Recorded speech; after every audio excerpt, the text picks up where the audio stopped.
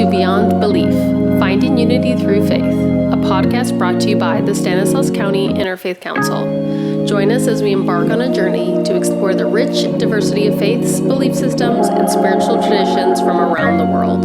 In each episode, we engage in open-hearted conversations with individuals from various religious backgrounds, seeking not only to understand their unique practices and teachings, but also to uncover the common threads that bind us all together.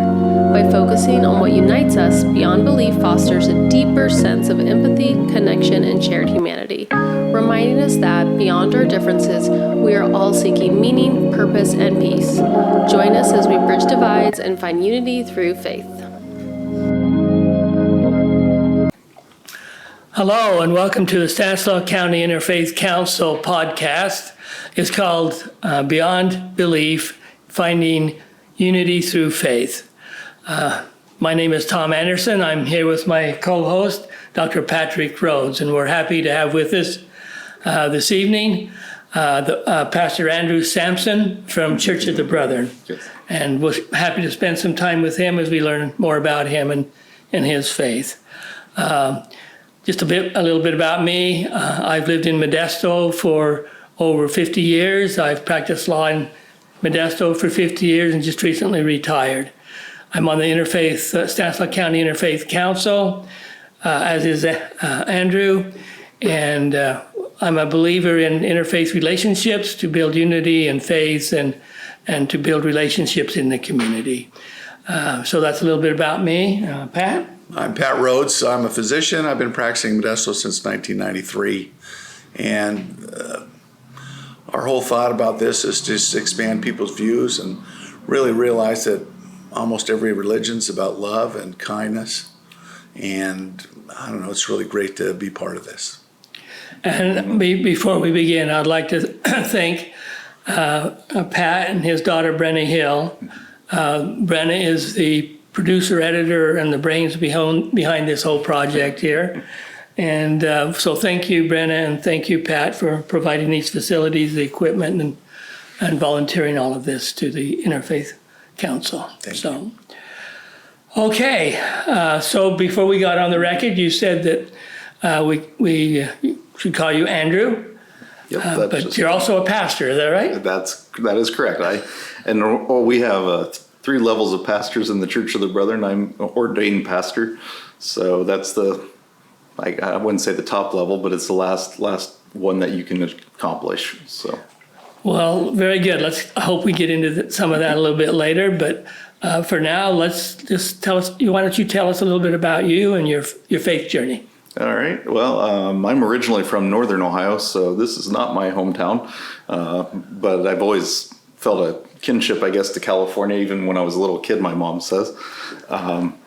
But yeah, I grew up there, Northern Ohio, on a farm out in the middle of nowhere, a very rural area. So I was quite ready to leave. And so once I graduated high school, I went to college at a church college in Indiana.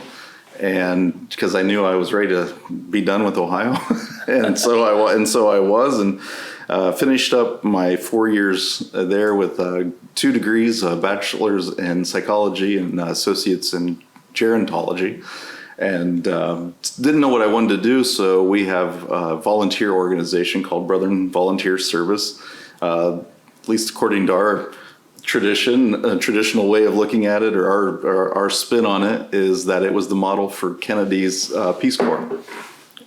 Whether that is 100% accurate, I can't confirm or deny. But I did that for a year in Oregon, and while I was there, I felt called to ministry by a pastor that was visiting one weekend, and went back to seminary, which our denominational seminary is in Richmond, Indiana. Also a small little town and kind of in the middle of nowhere. But so I went there for 3 years, graduated with a master's degree of Masters of Divinity, and got married while I was there as well. And then so my wife and I, we moved first to Dundalk, Maryland, which is just outside of Baltimore. Went from there back to Indiana, North Manchester, Indiana, and we were there for a number of years. I'm trying to remember where the path has all gone. Gone from there to Southern California, Pomona, and then back to Fort Wayne, Indiana, and now here in Modesto. And this is where we're planning on. This is where we're at, and this is the longest we've been in one place, and longest place our kids have ever lived. So. How long have you been in Modesto now? We came here in June 2019. So we were here about 6 to 9 months. I can't remember exactly when the pandemic officially began, but yeah, somewhere around there. Well, thank you for that. So you're a pastor in the Church of the Brethren. Yes. Can you tell us a little about the Church of the Brethren, its origin, history, and just tell us a little bit about the background there? Okay. Yeah, as a denomination, we officially began, the date we say is 1708. And that was in Schwarzenau, Germany, with the baptism of 8 individuals. I believe it was 8. And with that group was the founder of the denomination, called his name was Alexander Mack. And so he led these adults to be baptized in the Ader River, which was at the time a crime. So A crime? A crime. It was illegal to baptize as adults in that part of Germany. So that automatically put us at odds with the authorities, and so we're this blend of Anabaptist, which is kind of the Mennonites are also Anabaptist. A lot of people have heard of the Mennonites, and then we're also blended with them and radical pietist, which we're kind of an offshoot of in the Lutheran Church. So it automatically put us at odds with the Lutherans because we baptized as adults. It put us at odds with the Catholic Church, and so they both the Protestants and the Catholics persecuted us while we were in Germany, and ultimately led to our fleeing to Holland. And then in the 1723, the first ship came to North America, what became the United States, at the invitation of William Penn. And so they came into Philadelphia and were there. And then the last ship came over, I think it was about 5 years later. And so then all the Church of the Brethren was out of Europe. And by 1730, we were all out of there officially, just because of the being persecuted. And so one of the first things we did when we came to Philadelphia, we had an adult baptism on Christmas Day in a creek, so that's defied tradition back in that area you came from, right? Right, exactly. So there was no persecution here, so that worked out. So a lot of our churches currently exist along that East Coast. Most of them, there's about 900 congregations, give or take. And a lot of them exist within Pennsylvania and Virginia. And really until you get to about Illinois, there's a pretty solid population. And then they kind of trickled out west. So there aren't as many of us west of the Mississippi River. But we also have churches in Nigeria, Spain, Haiti, Dominican Republic, Uganda, India, a few Puerto Rico. There's a number of places that we've kind of gone to. So we're all the countries are all independent of one another, but they're in cooperation with one another. Is there sort of like a central congregation for the Church of the Brethren? And if there is, where is that located? The U.S. national headquarters are located in Elgin, Illinois, so just outside of Chicago.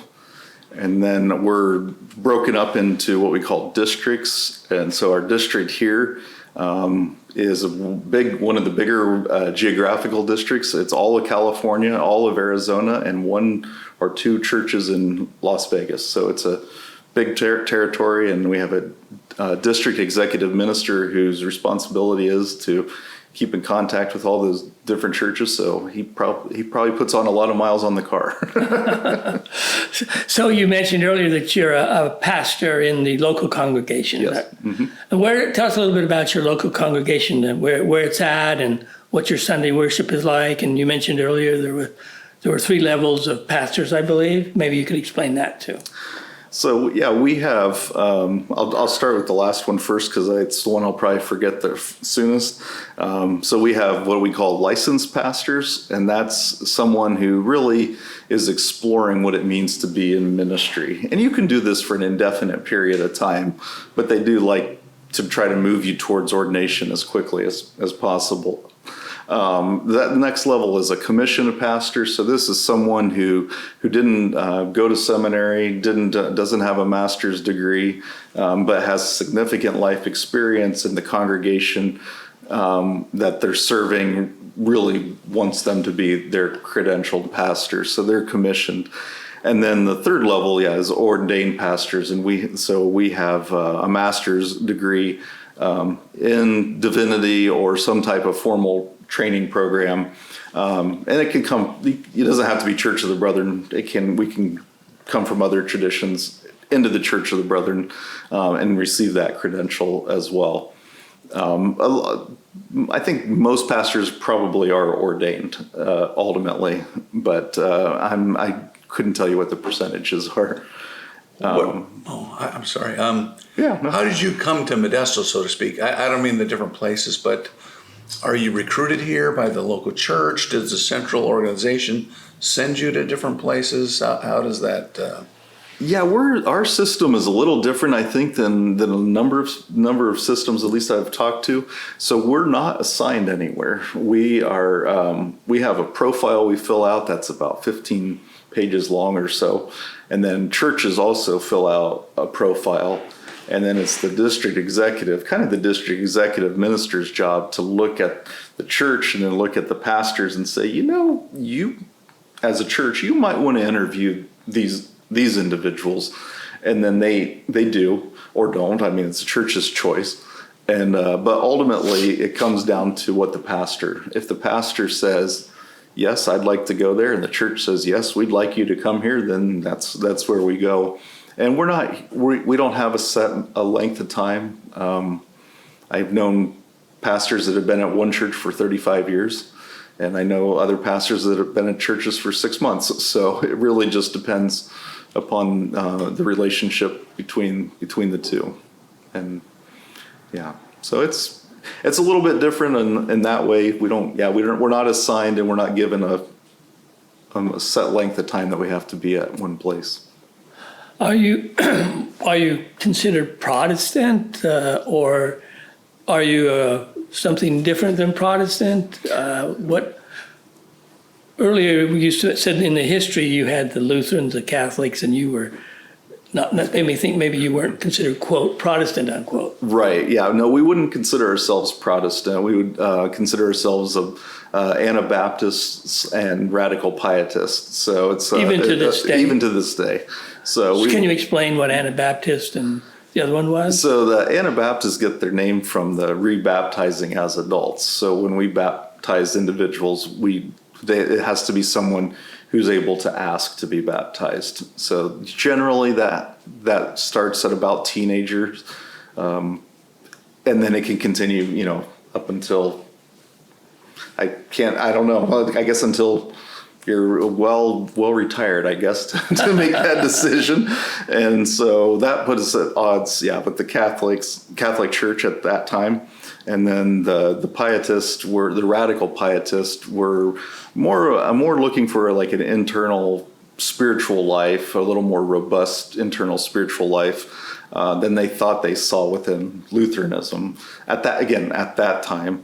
And so they left the Lutheran Church to kind of help between those two, kind of form this small group that really was committed to Bible study. The Anabaptist would say, we don't have a creed. We follow the teachings of Jesus, but we're not a creedal church, and that's still true today. We don't have any formal creeds that state what we believe.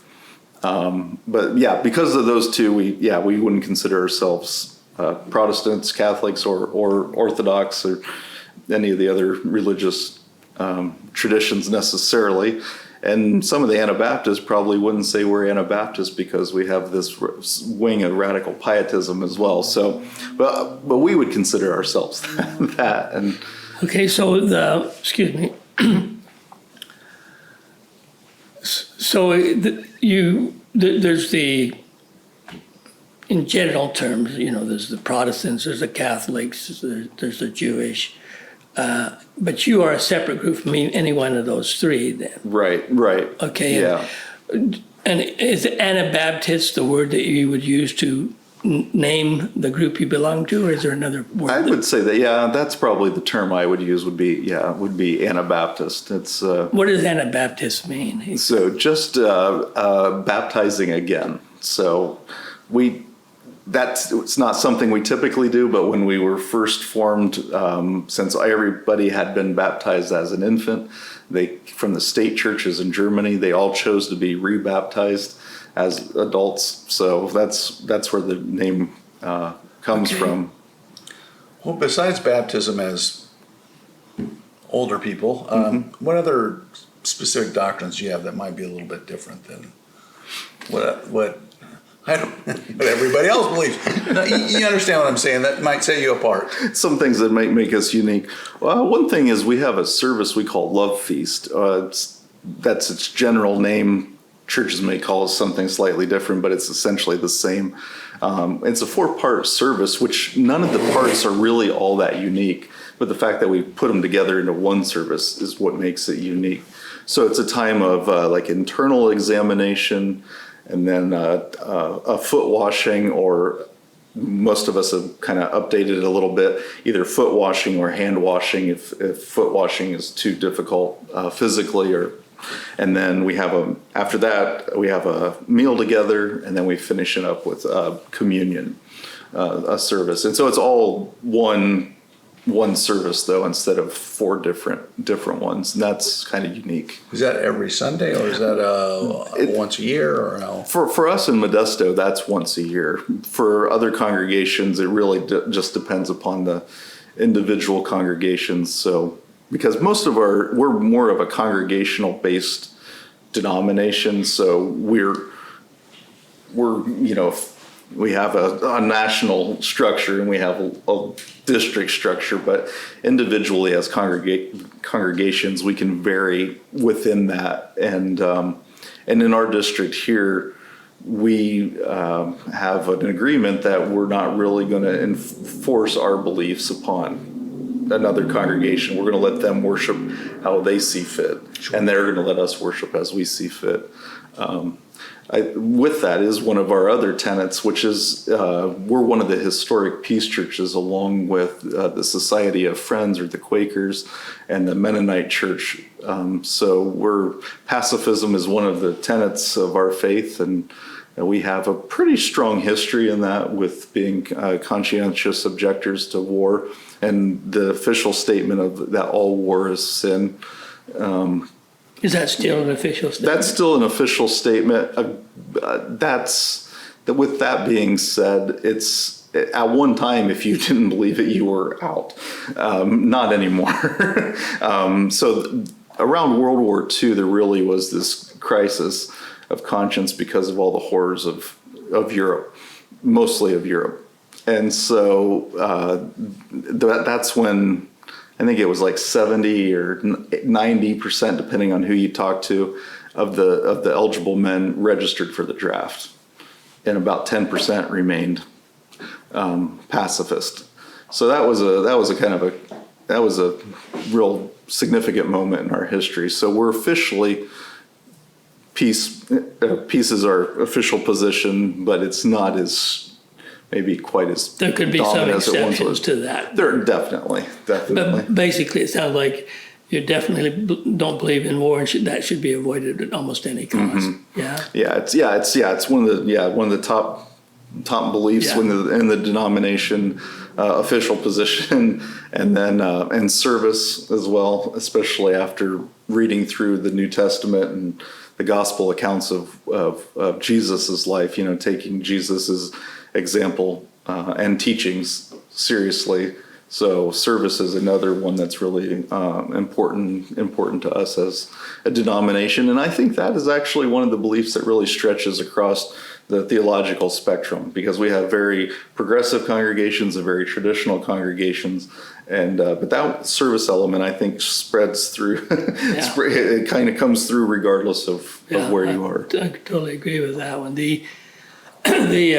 Your particular congregation is located where? We are at 2301 Woodland Avenue here in Modesto, and we've been there since about 1987, I want to say. But we've been in Modesto. We've had a congregation in Modesto since 1922. So we've been here for a little while. So take us through a typical Sunday service, and what if I were to show up and go to your church, which I hope someday I'll be able to do. Just tell me what I would see and what I'd hear and so forth. Well, one thing, and there are some people that really like this, is the fact that our service is just about an hour, sometimes less. And there's a few of us who they're not necessarily timekeepers, but who really like that we're not too far over that usually. But we'll sing 2 to 4 songs depending upon the Sunday or some of the. Then we use piano and sometimes organ and sometimes guitar, but we do use accompaniment of some sort almost all the time. And so we're a little more traditional minded in that way. So we joke we're too quiet for some, but maybe a little more contemplative in that regards. And then we have. Yeah, besides the singing, we have times of prayer, which generally is led either by myself or we have some volunteers who come and help with different aspects of the service. We have special time we set aside for the kids, and we don't define what that age is. So, sometimes you'll see 40-year-old kids coming up. I guess we're all children of God. And you have a communion per se? Or anything? We have communion about 4 times a year, and that's open. In our church, that is open to anyone who's in there, whether you're a member of the church or not, whether you're a Christian or not. We have no requirements. Just your own personal desire to do that. As a pastor, do you give a sermon every Sunday? I do give a sermon every Sunday, almost every Sunday, if not. Tell me about your sermon. Do you usually take your material from the Bible or from just life experience or all of the above or whatever? Yeah, pretty much all the above. I will use a Bible text as the basis of the sermon. But then I'll try to use current examples or questions, tackling a lot of the issues of the day, or an issue of the day that we're kind of going through right now, or questions we might have. So some are probably more service oriented, others more spiritual oriented. Little of both, little of all those. And I don't do it as much as some, but I would like to make it more of a storytelling kind of a time, but I don't know if anybody would agree with that, but I try to make it a little bit more informal too. But we do look at the reading and try to kind of understand what's in there. Is the canon you follow the Bible? Yes, we follow both testaments, the Hebrew scriptures and the New Testament.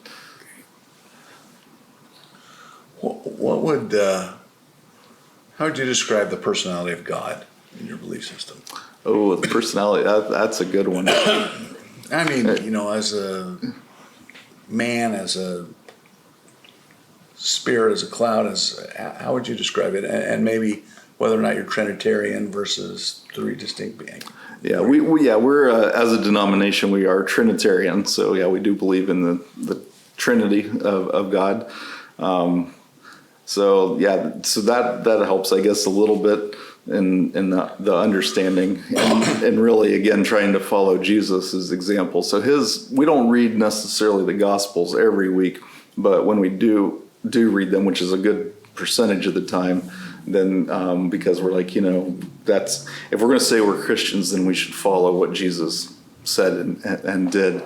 So I think most of us would see the imagery of God would be much more of like the spiritual presence, or guiding presence, rather than maybe like a king or lord or dictator. I've heard worse terms, but more of that kind of that spiritual presence.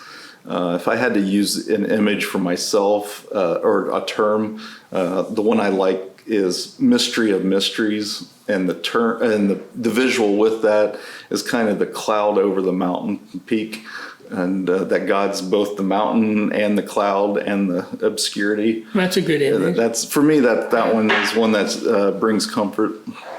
Yeah, very good. So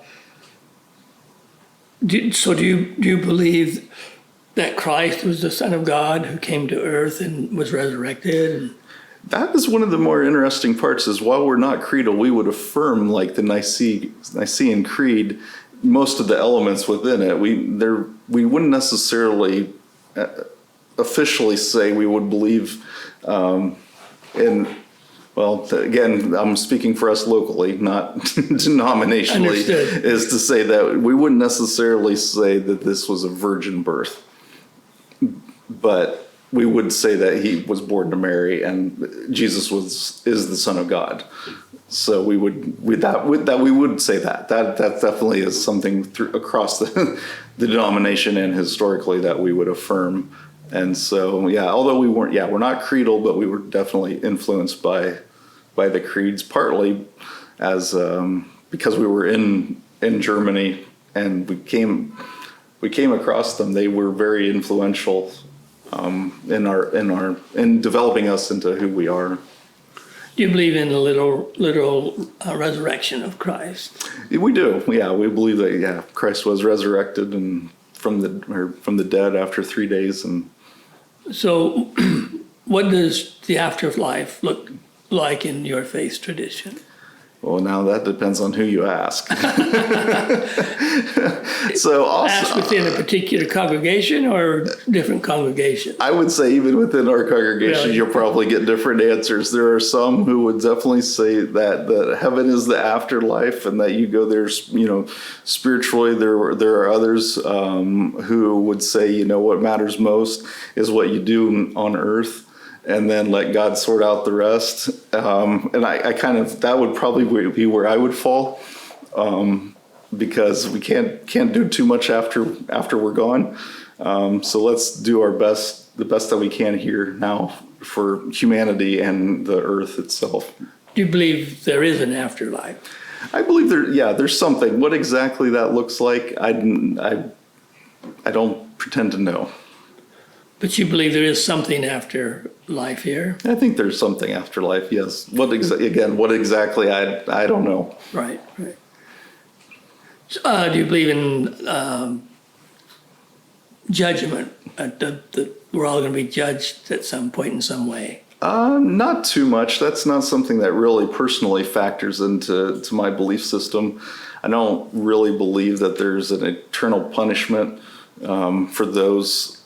For individuals, I believe God is a God of love, and as such, that isn't interested in keeping us separated from God for an eternity. So, yeah, that doesn't factor into my personal theology.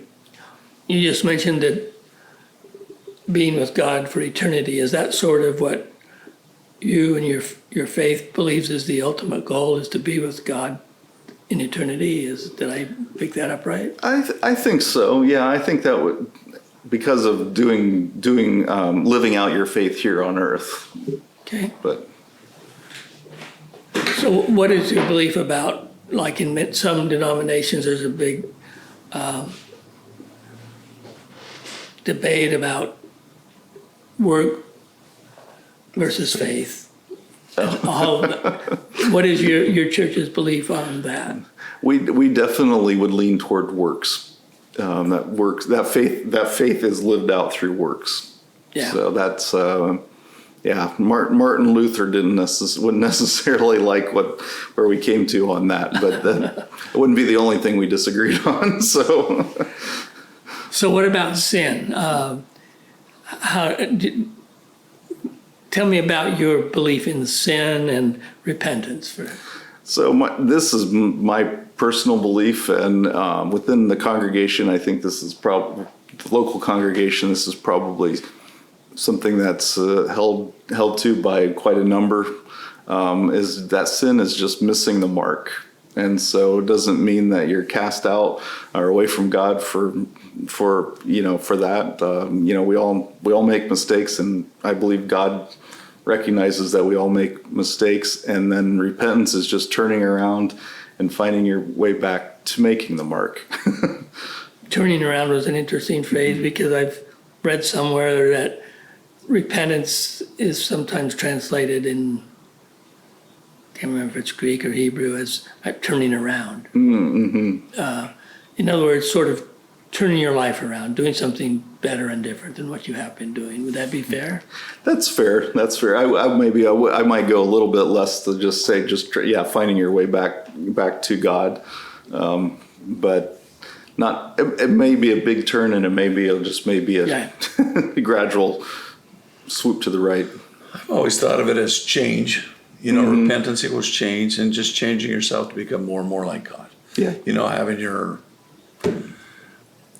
just being a better person, finding more love and more kindness, more compassion. That's kind of what we're all supposed to do. Yeah. And being a little humble about, the fact that we're not perfect.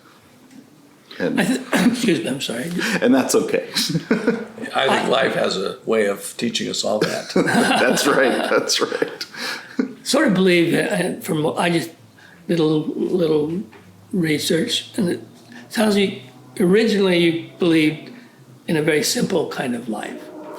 Is that still a kind of a belief system you have within you? It's officially a tenet of our faith. How much that's lived out?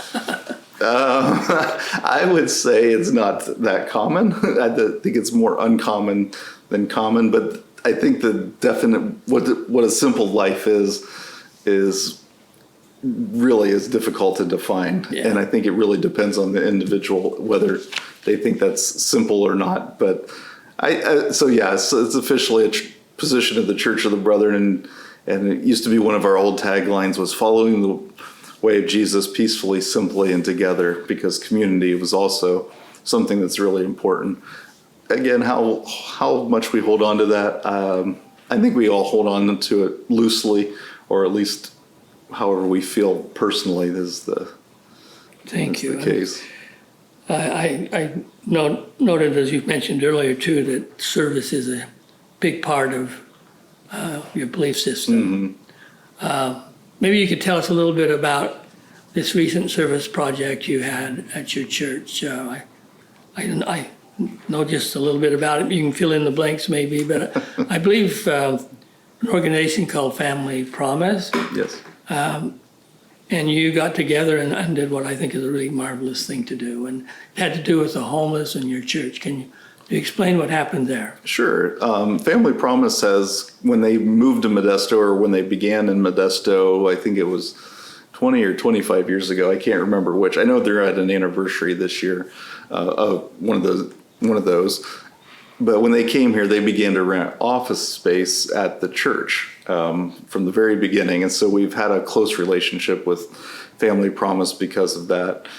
Well, of course, with the pandemic, like everybody and everything, it really shook things up. And so their model of taking families from congregation to congregation, that just went out the window. That just couldn't happen anymore because of it was just impossible for health reasons. So they were trying to think about how they might do things differently, and we were looking at how we might be able to help the unhoused people in and around Modesto. So their board, I was trying to remember what his title is, board chair, he came to us, and he was also their acting executive director at the time. And so he came to us as we were thinking about it, and we all just started talking about what we could do as a church and how we could partner working together. And he was looking around at our building, and we were kind of looking around at our property, and he goes, there's a lot of extra rooms out here. Would you consider turning those rooms into bedrooms. Were these classrooms? These were classrooms, yeah. We weren't using them, of course, because of the pandemic, but we also hadn't been using them all that much prior. Recent prior. And so we looked at each other and we talked about it, and we talked about it as a congregation, and the congregation to a person said, yes, let's do that. So we took 5 of these rooms, or we rented 5 of these rooms to Family Promise to turn into bedrooms. And so they have now 5 bedrooms that will sleep up to 7 people each. They provide all of the social services, all the support structure to the families. What exactly that looks like, I will leave that to Family Promise to describe, because I would fail miserably. But then we, as a church, we enclosed the courtyard, which is where these rooms are inside of, with a like, I can't remember how tall the fence is, but a fence that provides them with privacy and security, so the kids aren't running out and about and other people aren't coming in through there. And then we have one gate currently and working on adding another one that would really restrict access to the families living in those rooms. So that way, again, it provides another measure of support, security and support to them. In addition to that, we also rent out our fellowship hall, or we call it our gathering place. They use about half of that, and that's where they come for their meals. They have 2 meals a day, and then they also have other activities within that space as they see fit. And then and they prepare the meals. Most of the meals they prepare on site using the church kitchen. It's large enough, and we don't use it all the time either. And then in addition to that, behind that room is a hallway where there are 2 kind of, originally they were supposed to be like locker rooms. So that there's the large bathrooms that have 2 showers in each bathroom and a number of stalls, and so on, typical bathroom, as well as some laundry facilities so that they can, do laundry. And they also have storage back there so they can keep their belongings that they don't have in their rooms. What a wonderful project. So it's pretty neat. I have to be a little humble about that, but I think what they're doing is really amazing, and I'm very glad. And right now, the one they're working on is the Family Promise is partnering and with the Stanislaus County of County of Office of Education. There we go. SCOE. Yes, I know it by the acronym, but I can't spit out what it is. So they're working with them to bring in a Head Start program. Fantastic. And so they will be running that independent. I mean, it'll be in the church, but it will be independent of the church. And that is for the families of Family Promise as well as families within the community, is my understanding. And we're super excited about that. That's such a good thing to do. And Family Promise, then, sounds like they bring to your church facility and these converted rooms, homeless families in the area, right? Yes. I believe they're all within the county, and I do know that they get a lot of phone calls because they're the only family-based organization within the county, the unhoused families. So excuse me, go ahead, Pat. No, I was just wondering, are they mostly like single-parent families or intact families? Not that it matters, but I was just kind of curious as to the background of the individual families. Or that I really don't know. I don't think they have a real strict definition on what a family is. And you may not know this. Whether Family Promise offers them any social services to maybe help people enhance their ability to provide for themselves. And they do. I'm not entirely sure what all those services are, but I do know that they support and they help encourage and look for work as well as look for permanent housing. Well, that's great. And so the families, I don't know what the average length of stay is, but they're there for a time, and so the kids can go to school and the parents can look for work. And it's really amazing what they do. And I know they do a lot more than I have any idea of what they do. Another, I think, important tenet of a church is the family, as far as I've read. Is that correct? Yeah, the family is important within the church. So we've talked about service and the family, your nonviolent and pacifist leanings, your love feast. Any other beliefs that you have or things that you do that you consider maybe different from what other religions do, or that you feel very proud of that you might do? One of the things that we do at a local level within our congregation, I think I'm pretty proud of, we call it Service Sunday, and it's on the third Sunday of each month.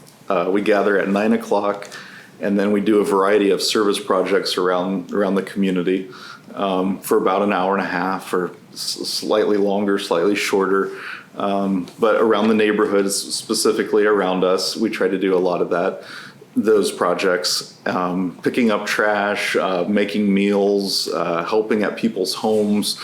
If someone has a need, we do that. So we do that once a month for, again, about an hour and a half or so. And then we come back to the church and worship at 11. And, we have our tie-dyed t-shirts. So you might see us out and about. We're pretty noticeable, but we thought it was a lot of fun to have some t-shirts made up for that.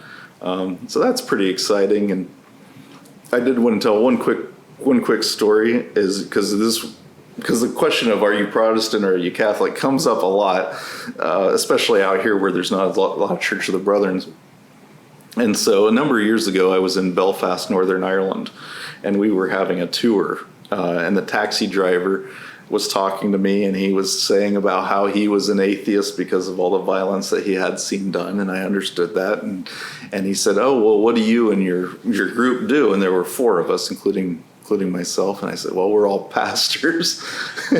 And he kind of gulped. I said, "It's okay, don't worry." And he said, "Okay." He goes, "But in Northern Ireland, there is such a history of religious violence." He said, "Don't tell anyone if you're Protestant or if you're Catholic." And I said, "Oh, we're neither. They both killed us when we were back in Germany." He goes, "You'll get along just fine." That's good.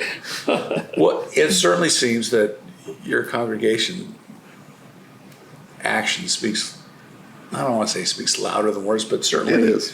It shows who you are, and that you're not just talking about it, but you're being about it. You're doing things that really trying to make a big difference in the community, which I think is fantastic. Thank you. I appreciate Blessing that. the lives of other people. Yeah, Absolutely. but we would agree with you fully that actions speak louder than words, and we don't need to go out and toot our own horn about it. So a lot of the stuff what we try to do is not real loud, maybe not noticeable, or people don't even know we're doing it, and that's okay. Very biblical. Yeah, Not we letting think the so. right hand know what the left hand is doing, etc. And also kind of speaks about your faith and works belief system. Very Sermon on the Mount type of thing, too. Exactly. Yeah, the sermon. That's the joke, or some, not really a joke, but that's kind of our unofficial gospel within a gospel. The Sermon on the Mount and the Beatitudes are. Yeah. If we had to say we had a creed, it would be the Beatitudes. Here, I know that you work with a lot of people who are in difficult circumstances. You serve them, you help them, the homeless, and so forth and so on. And how do you reconcile? And if you don't know how to answer this question, that's fine, because I don't know if there is a good answer to this question. But how do you reconcile the people who suffer with the idea of a loving God? Yeah, that is a difficult question, and why do good things happen? To good bad people. things Or bad things happen? Yeah, why do bad things happen to good people? Yeah, there we go. We'll get that right. Thank you. Or vice versa. Yeah. Yeah, and it's just. How do you deal with that? How do I deal with that personally? Oh, sometimes I really struggle with that personally, because you just see people who have just been time after time after time through no fault of their own, just going through some really terrible things or difficult things, personally, but then, shared within, hopefully among the community as well, the local church community. But a lot of it is just the imperfectness of humans, not necessarily the humans going through it, but just there's all the systems that we've created. Nothing's perfect. And so, and your belief in a loving God. And belief in a loving God, that God is probably that at some point, everything's going to turn out right. hope. Yep. That is the hope. Hope, faith, hope, and charity. Right? That's right. That's right. Sounds like you have a lot of faith, hope, and definitely a lot of charity. Mm-hmm. We try to. So you're a member of the Interfaith Council, and I am as well, and we meet once a month. What are your feelings about interfaith communities, Interfaith Council? I think interfaith relationships are incredibly important, which is why I'm part of the council. And also, I've tried to be pretty much everywhere that we've lived. In some places that wasn't as much a possibility as others, like here. But we've also tried to at least form ecumenical relationships with others within Christianity. Both, I think, are incredibly important, especially in a time when we're being told that we're so different from one another. And I firmly believe that we have far more in common than we have in different from one another. I think Pat and I believe the same thing. Yeah, I was going to say, I'm guessing that's not a real radical statement here, but I do believe that's true. And so I think to have those relationships is incredibly important. And in our church, that especially locally, but also denominationally, that's really important. And I've heard some really powerful stories about that happening. One in particular is happening in Nigeria, where there's been a lot of religious violence by some extremism. And there was one pastor I knew there who was really working at developing a community in a village of displaced persons. And he said, your faith is important to you, but we're not going to let that won't be getting in the way here. And so it's Christians living with Muslims and Muslims with Christians. And it was really pretty powerful, excuse me, in the midst of some severe religious persecution. Imagine if you're poor in Africa. That is really poor. I mean, it's not like anything we would even imagine here. I mean, to be displaced out there, there's probably no safety nets or anything. I mean, life or death kind of thing. Right. Yeah, I don't know it very well, but I know that it's, that they have, most of our church in Nigeria has moved and fled because of pastors and parishioners being killed and churches being burnt to the ground. Wow.